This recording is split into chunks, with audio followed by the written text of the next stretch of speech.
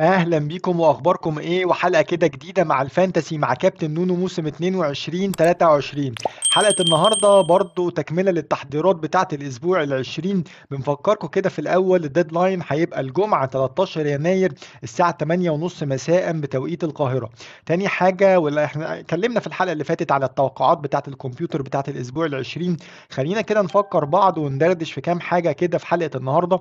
اول حاجه بنفكركم تاني بالرتوش كده او الكلام اللي هو شبه المؤكد عن سواء الدبل جيم ويكس في المرحله اللي جايه او البلان جيم ويكس برضو في المرحله اللي جايه. بالنسبه للبلان جيم ويكس عندنا يعني الى حد ما كده شبه مؤكد 3 اسابيع هيبقى فيهم بلان جيم ويكس. يعني الاولاني هيبقى الاسبوع ال 25 وده هيبقى تقريبا فيه فرقتين هيبقوا بلانك، والاسبوع ال 28 وده الاكبر يعني يعتبر اكبر بلانك لغايه دلوقتي باين كده على الشاشه. هو هيبقى بلانك ال 28 زي ما احنا بنقول، واكبر دبل جيم ويك لغايه دلوقتي باين معانا هو الاسبوع ال 28 زي ما احنا اتكلمنا قبل كده، واللي هيبقى فيه متاجل او اللي مش هيتلعب فيه 4 ماتشات. طيب الاسبوع الثالث هيبقى الاسبوع ال 32 وده اللي غالبا هيبقى فيه 3 ماتشات برضه هيبقوا بلانك في الاسبوع ال 32. طيب بالنسبه للدبل جيم ويكس طبعا هيبقى يعني كل الفرق ما لعبتش ماتشاتها في تأجيلات كتيرة جدا عشان الموت الملكة في وقت من الأوقات وعشان ظروف كتيرة، من ضمنها طبعا البطولات التانية زي الكاراباو والاف اي كاب.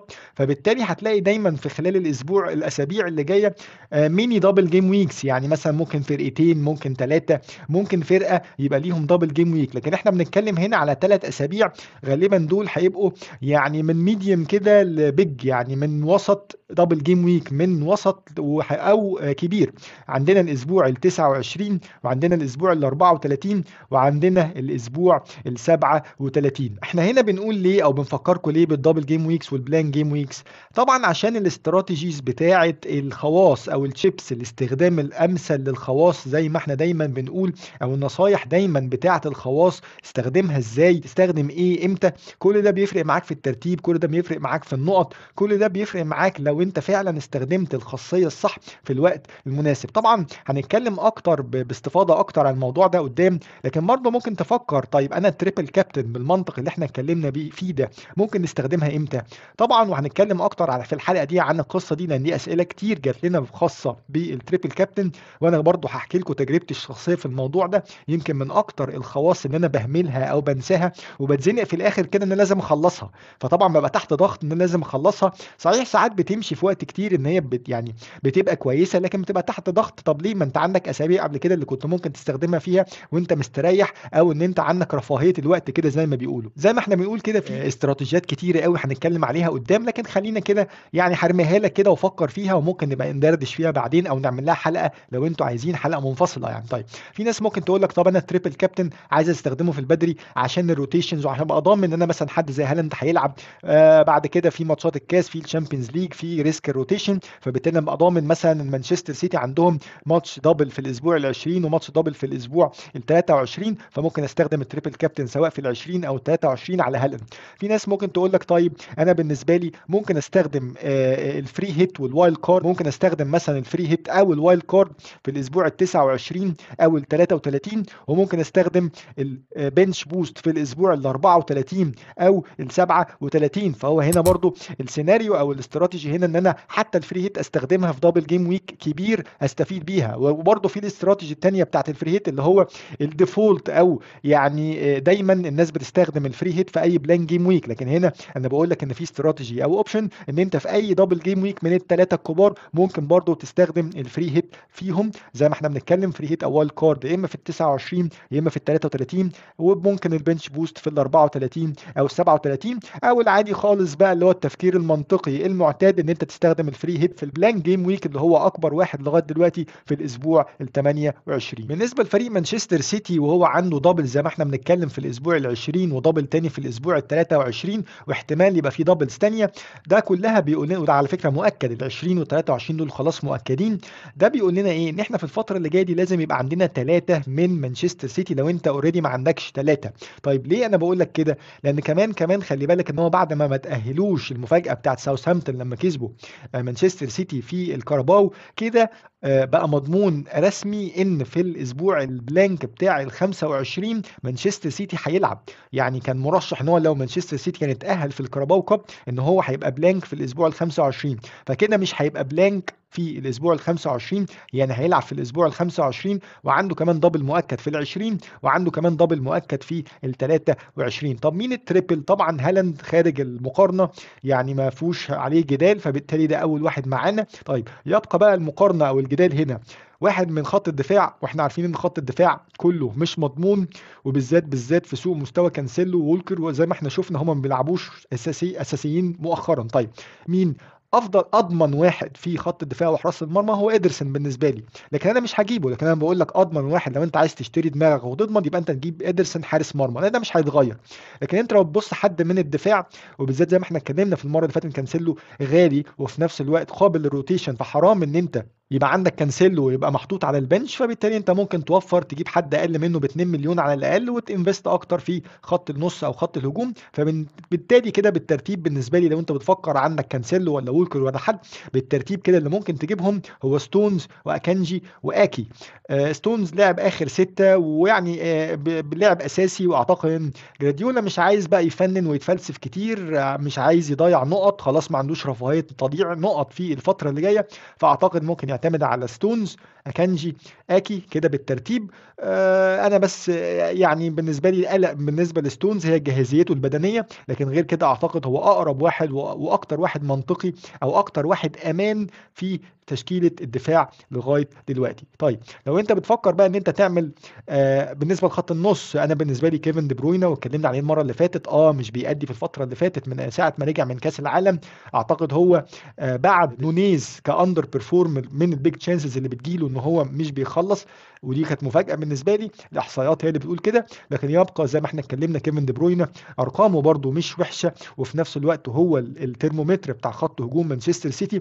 واعتقد دايما عندهم دبل جيم ويك في الاسبوع ال 20 واسبوع ال 23، واعتقد دايما احساس شخصي ان دايما كيفن دي بروينا بينطلق او بيأدي او بيتألق بالذات في الماتشات الكبيره. فانا ما اعتقدش يا جماعه، وكيفن دي بروين عندي وما انصحش ان انت تبيعه، ولو مش عندك ممكن تجيبه. لو عايز تجيب محرز مفيش مشكله، لكن ما تجيبوش على حساب كيفن دي بروين. انا ممكن تعمل دبل اب ما بين الاثنين، محرز وكيفن دي بروين، يبقى انت كده عندك اتنين نص، وعندك هالاند فيها ريسك شويه، لكن برضه ممكن تجيب لك مردود كويس. ليفربول وبرايتون، يعني الماتش بتاع ليفربول وبرايتون بتاع الاسبوع ال20، خلي بالك ان برايتون برضه الجانب الدفاعي بتاعه من ساعه ما جه ديزيربي مش احسن حاجه، يعني هو في المركز ال 14 في البيج تشانسز كونسيفد او الفرص الكبيره اللي بتيجي عليه من الفرق المنافسه. فاعتقد ممكن تبقى فرصه لليفربول هجوميا ان هم يعملوا حاجه قدام برايتون. وخلي بالك ان في كده كلام لسه مش مؤكد على امكانيه وجود دبل ولو احتماليه بسيطه بالنسبه لليفربول وبالنسبه كمان لبرايتون في الاسبوع ال 21. انا بقول لك كده ليه؟ عشان لو عندك محمد صلاح او لو عندك نونيز، صحيح انا بعت نونيز وما انصحش ان هو يبقى عندك، لكن لو انت بتفكر في حد من ليفربول بالذات صلاح، لو انت عندك وعايز تبيعه، برضو خلي بالك بس من احتماليه ان هو يبقى فيه دبل جيم ويك لليفربول في الاسبوع ال 21. قصه التريبل كابتن والتشالنج بتاعها، انا بقول لك يعني طبعا بدري، لكن اعتقد منطقي لو انت بصيت على الاسابيع زي ما احنا اتكلمنا كده، فرشه او توزيعه الدبل جيم ويكس والبلان جيم ويكس اللي اتكلمنا فيها، والزنقه اللي انا دايما بزنق نفسي فيها. يعني انا دايما بنسى قصه التريبل كابتن، وباجي في الاخر بتضغط ان انا ببقى عايز اخلصها، وبندم جدا ان انا مثلا ممكن اكون استخدمتهاش قبل كده، بحيث ان انا يبقى عندي رفاهيه الوقت او الاختيار. فانا ده نصيحتي ليكم، اللي انت عنده تريبل كابتن اعتقد ان هي من انسب الاسابيع اللي ممكن تستخدمها فعلا في الاسبوع ال 20 او الاسبوع ال 23، وبالذات على هالاند. صحيح ماتشات هالاند في الاسبوع ال 23 اسهل شويه من الاسبوع ال 20، لكن خليني اقول لك برضو ان هالاند الريكورد بتاعه قدام مانشستر يونايتد صحيح، يعني في الدور الاولاني كان عالمي. صحيح مانشستر يونايتد دلوقتي غير قبل كده، لكن برضو يبقى هالاند هو هالاند، يبقى هجوم مانشستر سيتي هو هجوم مانشستر سيتي.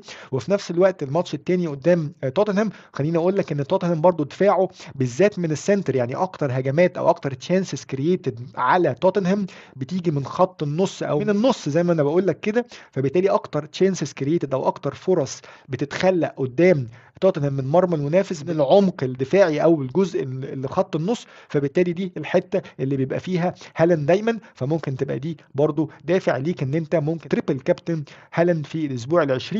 ولو انت مش مقتنع قوي يبقى عندك فرصه تانية في الاسبوع ال23، هالاند ساعتها هيلعب ارسنال واستون فيلا هوم. وانا بقول لك ان دول انسب اسبوعين، على اساس ان بعد كده ممكن يبقى في ريسك الروتيشن بناء بقى على ان مانشستر سيتي مثلا مكمل في الشامبيونز ليج او مكمل في اي بطولات تانية. ريسك الروتيشن هيبقى كتير في الفتره اللي جايه، الماتشات هتبقى كتيره في وقت قليل، فبالتالي ده اضمن وقت اللي انت كده كده في هالاند او حد بتفكر فيه كتريبل كابتن، بالذات هالاند زي ما احنا بنتكلم ان هو انت ضامن كده كده هيلعب الماتشين، وكده كده قصه مستواه او قصه ارقامه او قصه الخط الهجومي او احصاءات الخط الهجومي بتاعت مانشستر سيتي خارج سياق الكلام او خارج اي تحليلات في الفتره دي. مانشستر يونايتد وبرضه يعني خلينا نبص كده، مانشستر يونايتد عنده دبل في الاسبوع ال20 زي ما احنا عارفين قدام مانشستر سيتي وقدام كريستال بالاس، وكمان احتماليه وجود دبل جيم ويك في الاسبوع ال22. ده غير ان ماتشاته في الفتره اللي جايه من بدايه الاسبوع ال22 وانت طالع لمده 4 اسابيع او 4 ماتشات، ماتشات كويسه جدا. يعني هيلعب مع كريستال بالاس، هيلعب مع ليدز، هيلعب مع ليستر، هيلعب مع برينفورد، فماتشات الى حد ما على الورق كويسه في ظل التالق او المستوى الكويس قوي بتاع مانشستر يونايتد بالذات على الهوم. طيب لو احنا بنفكر في لعيبه هنتكلم على طبعا راشفورد، والديفرنشال التاني اللي هو مش مكمل 5% كاونرشيب مارسيال. وعلى فكره انا حتى في فرقتي بفكر زي ما انتم كده شايفين فرقتي على الشاشه، انا عندي تغييرين وبفكر ان انا وولكر ابيعه واجيب مكانه ستونز، وفي نفس الوقت قدام ابيع متروفيتش واجيب مكانه مارسيال، على اساس ان مارسيال برضو ديفرنشال كويس، كان اتقال عليه كلام كويس على من مدربه، وفي نفس الوقت هو طبعا خوف الاصابات او ان هو مش بيكمل الماتشات، لكن هو اعتقد ان هو محتاجه في الفتره اللي جايه، والراجل لما بيلعب وبيركز الريكورد بتاعه كويس. واعتقد برضو الجانب الهجومي بتاع مانشستر يونايتد في دويتو حلو ما بين مارسيال وراشفورد، ممكن نستغله في الفتره اللي جايه بالذات في الدبل جيم بتاع ال20، او لو لعبوا في ال22 او ال4 ماتشات اللي جايه كمان. على الجانب الدفاعي وكلين شيتس بالذات على الهوم كتيره، فاعتقد برضو لوك شو والمستخبي كده او اللي كان واكل الجو من شويه من قبل لوك شو في الاول قبل اصابته وقبل كاس العالم كان دالوت، وهنشوف برضو ارقامهم قدام شويه في الحلقه. كنا قلنا توقعات الكمبيوتر بالنسبه للاسبوع ال20 في الحلقه اللي فاتت، خليني اقول لك كده درافت مرشحها الكمبيوتر كتشكيله اساسيه للاسبوع ال20 بناء على اخر ارقام، بناء على اخر ابديتس خاصه بالدبل جيم ويكس. في حراسه المرمى دخيه، عندنا الثلاثه بتوع خط الظهر ستونز، بيريزيتش وتريبيير. في خط النص الاربعه عندنا كيفن دي بروينا، عندنا راشفورد، عندنا مارتينيلي، عندنا الميرون. وفي خط الهجوم عندنا هالاند وكين ومارسيال. طب لو انت بقى بتبص على اوبشنز الكابتنه وجالنا السؤال ده بنفكر مين الاوبشنز الكابتنه المرشحه او المتاحه معانا في الاسبوع ال20، طبعا هالاند وكلمنا عليه ومش هنتكلم على ارقامه ومش هنتكلم على ان هو اعلى واحد كبريدكتد بوينتس او توقعات الكمبيوتر للنقط كلاعيبه على مستوى الفانتسي كلها، فعدد النقط في الاسبوع ال20 هو هالاند. مش هنتكلم على الارقام زي ما احنا بنقول، لكن خليني خلاص هنطلع هالاند بره القصه، ده ما فيهوش جدال، خلاص بوظ لنا اللعبه الموسم ده في موضوع الكابتنه. لكن خلينا نبص على الناس اللي حابه الريسك او الناس حابه تفكر في اوبشنز ثانيه، على راسهم طبعا هاري كين. هاري كين عنده دبل قدام ارسنال قدام مانشستر سيتي، هو قدام ارسنال لعب 16 ماتش والريكورد بتاعه بصراحه قدام ارسنال عالمي، جايب 14 جول واسيست، ولعب قدام مانشستر سيتي 11 جول، لكن الريكورد بتاعه في مانشستر قدام مانشستر سيتي مش زي ارسنال، جايب 4 تجوان و3 اسيستات. خليني اقول لك ان برضو كين قدام ارسنال عمل 5 اتاكينج ريتيرنز في اخر 5 ماتشات قدام ارسنال، يعني 5 من 5، يعني 5 في اخر 5، وفي نفس الوقت ما فيش بلانك في اخر 2 هوم، يعني حتى في اخر ماتشين هوم على ارض سبيرز الراجل برضو عامل فيهم اتاكينج ريتيرنز في قدام ارسنال. خليني اقول لك ان هو سيتي على الاواي في اخر ماتش جايب 2 اسيست، لكن زي ما انا بقول لك كده الريكورد بتاعه قدام سيتي مختلف خالص عن قدام ارسنال، وبالذات ان هو كمان ديربي لندن كده ما بين ارسنال وما بين توتنهام. الاوبشن الثاني معانا هو محرز، طبعا هيلعب قدام توتنهام ومانشستر يونايتد، لعب 4 قدام مانشستر يونايتد كاساسي اللي هو ابتدى، احنا هنا الاحصائيات دي كستارت مش ان هو نزل بديل، لا انا بكلمك كاساسي، يعني لعب من بدايه الماتش 4 قدام مانشستر يونايتد، 4 قدام توتنهام، جايب جونين و2 اسيست قدام مانشستر يونايتد، وجونين وزيرو اسيست قدام توتنهام. دي كده ارقامه باختصار. خليني اقول لك برضو ان كل الاتاكينج ريتيرنز بتاعه محرز قدام مانشستر يونايتد كانت على ارض الاتحاد. يعني الماتش ده هيبقى اوي على ارض مانشستر يونايتد، ملوش خالص اي اتاكينج ريتيرنز في اولد ترافورد. وفي نفس الوقت كل الاتاكينج ريتيرنز بتاعته اللي جابها قدام توتنهام سبيرز كانت وهو بديل، لكن لما لعب في 3 ماتشات كبدايه قدام توتنهام ما عملش اي حاجه خالص وما جابش اي اتاكينج ريتيرن. بالنسبه للاوبشن الثالث معانا هو كيفن دي بروينا، ولعب قدام مانشستر يونايتد 10 ماتشات جاب فيهم 3 اجوان و3 اسيستات، وما قدام توتنهام لعب 9 ماتشات جاب 3 اجوان واسيستين. خليني اقول لك ان هو قدام توتنهام في اخر 3 ماتشات لعبهم كان بلانك، وفي نفس الوقت ما فيش غير اتاكينج ريتيرن واحده بس في اولد ترافورد من 4 محاولات. يعني من 4 محاولات جاب اتاكينج ريتيرن واحده بس في اولد ترافورد، فيعتبر برضو الريكورد بتاعه مش احسن حاجه قدام توتنهام وقدام مانشستر يونايتد. طيب بالنسبه لراشفورد بقى، مانشستر سيتي هيلعبوا مع مانشستر سيتي هوم وهيلعب كريستال بالاس اوي. هو لعب 9 قدام مانشستر سيتي جاب فيهم 3 اجوان واسيست، ولعب قدام كريستال بالاس 7 جاب فيهم جون و3 اسيستات. خليني اقول لك ان هو برضو قدام مانشستر سيتي عمل اتاكينج ريتيرن، يعني جاب 2 اتاكينج ريتيرن من اخر 3 تداهم قدام مانشستر سيتي على الاوي. خليني اقول لك ان هو في قدام كريستال بالاس مش احسن حاجه، هو بلانك في اخر 3 ماتشات قدام كريستال بالاس. اخر حاجه راشفورد جابها قدام مانشستر سيتي على الهوم يعني على اولد ترافورد كان في موسم 17 18. فدي برضو ارقام مش محبذه قوي لراشفورد سواء قدام مانشستر سيتي او كريستال بالاس. لو انت بتفكر بقى في اوبشنز اللي هم برضو مرشحين بس دول مش هيبقى عندهم دبل جيم ويك، احنا اتكلمنا او اللي عنده دبل جيم ويك بس هيبقى مارسيال، ممكن تفكر فيه كده حاجه ديفرنشال، الاونر شيب بتاعته مش مكمله 5%.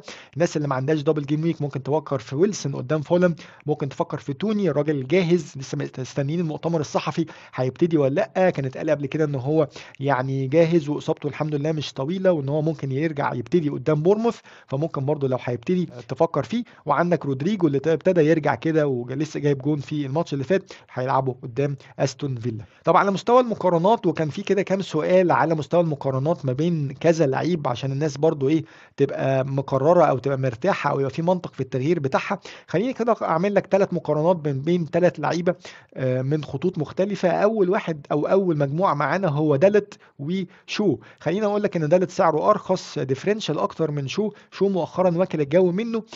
دالوت كان مصاب وابتدى يرجع، وحتى الماتش اللي فات طلع بس كان اجراء احترازي، ما اعتقدش ان هيبقى فيه اصابه كبيره. خليني اقول لك ان هو كجوال واسيستات دالوت مش جايب ولا جون بس جايب اسيست، شو جايب جون و2 اسيست. كنقط اجمالي 50 لدالوت 62 لشو، اكس جي 1.2 لدالوت 0.8 لشو. هتلاقي هنا والمفاجاه بالنسبه لي الاتاكينج ريتيرنز او المردود الهجومي بالنسبه لدالوت اعلى من شو، وده كانت غريبه قوي بالنسبه لي، لكن احصائيات بتبين ان دالوت فعلا الاتاكينج ريتيرنز بتاعته اعلى. صحيح ان هو مش جايب اجوان لسه زي شو، لكن الراجل كان مصاب وشو واكل منه الجو او متالق جدا في الفتره اللي فاتت حتى وهو كان بيغطي كسنتر باك مش كوينجر باك. تسديدات من داخل منطقه الجزاء 7 لدالوت 3 لشو، اون تارجت 4 لدالوت 3 لشو، تسديدات عامه 12 لدالوت 5 لشو.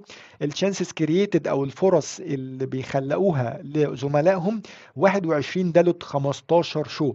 في فرق في المردود الهجومي الى حد ما بالنسبه لدالوت، الاثنين كويسين. شو ناس كتيره ابتدت تجيبه سعره ابتدى يزيد، فاعتقد لو انت بتفكر على ديفرنشال من خط دفاع مانشستر يونايتد ليه مردود كويس ممكن تفكر في دالوت. طب في ناس كتيره برضو سالتنا ايه يعني اوديجارد ولا مارتينيلي. اوديجارد مؤخرا ابتدى سعره يزيد، ابتدى الاونرشيب بتاعته تزيد تقريبا في رينج ال 25%. برضو مارتينيلي اعلى بكتير تقريبا داخل في 50%. الاسعار مارتينيلي يعني اعلى حاجه سنه بسيطه. خليني اقول لك كده برضو ان اوديجارد بيحتل المركز الاول على لعيبه الفانتسي من الاسبوع العاشر في اجمالي الاسيستات، 5 اسيستات من الاسبوع العاشر، ووراه ده كان المفاجاه بالنسبه لي 4 اسيستات هو اوليسي من كريستال بالاس. لو انت برضو بتفكر في حد من خط نص كريستال بالاس غير ايزي ايزي او ظهر. المهم خلينا نرجع تاني. اوديجارد 7 تجوان، مارتينيلي 7 تجوان، اوديجارد 5 اسيستات، مارتينيلي 7 اسيستات. هتلاقي ان اوديجارد هو المايسترو، هو الكرياتيفيتي، يعني هو الراجل بتاع الكرياتيفيتي او الراجل بتاع الابداع، او اللي هو الراجل الباسيف، الراجل اللي هو بيخلق فرص لزمايله. مارتينيلي ميال اكتر ان هو راجل بيخلص، راجل بيخش منطقه الجزاء، راجل هجام او بيعمل كانه الشادو سترايكر من ناحيه الشمال كده وبيخش وبيخلص. اوديجارد مش بيخلص، بطيء شويه، لكن هو بيخلق او واخد الجانب الابداعي من اللعب. عشان كده هتلاقي الجزء بتاع الاكسبكتد اسيست او الاسيستات باسز او الكلام ده كله، او البيج تشانسز كرييتد، ان هو بيخلق فرص لزمايله، او الشانسز كرييتد هتلاقيها اعلى بالنسبه لاوديجارد عن مارتينيلي. البوينتس لغايه دلوقتي اوديجارد 103، مارتينيلي 98. الاكس جي 4، اوديجارد 5.5 مارتينيلي. الاكسبكتد اسيست 6.1 اوديجارد، 4.8 مارتينيلي. زي ما بقول لكم هتلاقي اعلى في اوديجارد. اي حاجه خاصه بابداع، اي حاجه خاصه باسيستات، تلاقي اوديجارد اعلى.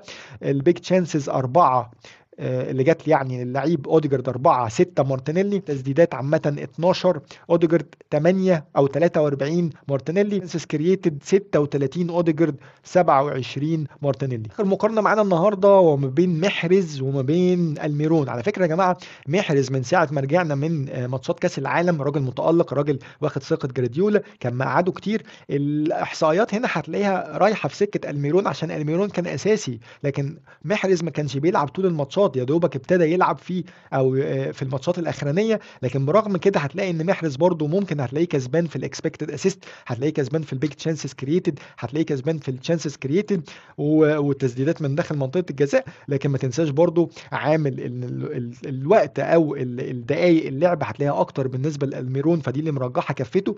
وفي نفس الوقت خلي بالك برضو ان الجانب الهجومي بالنسبه لمانشستر سيتي قوي جدا. صحيح نيوكاسل الموسم ده برضو قوي، لكن مانشستر سيتي هتلاقيه مور كونسيستنت او مور سستينبل، وفي نفس الوقت عنده دبل جيم ويك سواء ال 20 او 23 زي ما احنا بنتكلم. محرز بالنسبه لي الاكس جي اي او الاكسبكتد جول انفولمنت تقريبا كمان حتى اعلى من كيفن دي بروينا من بعد ما رجعوا من كاس العالم.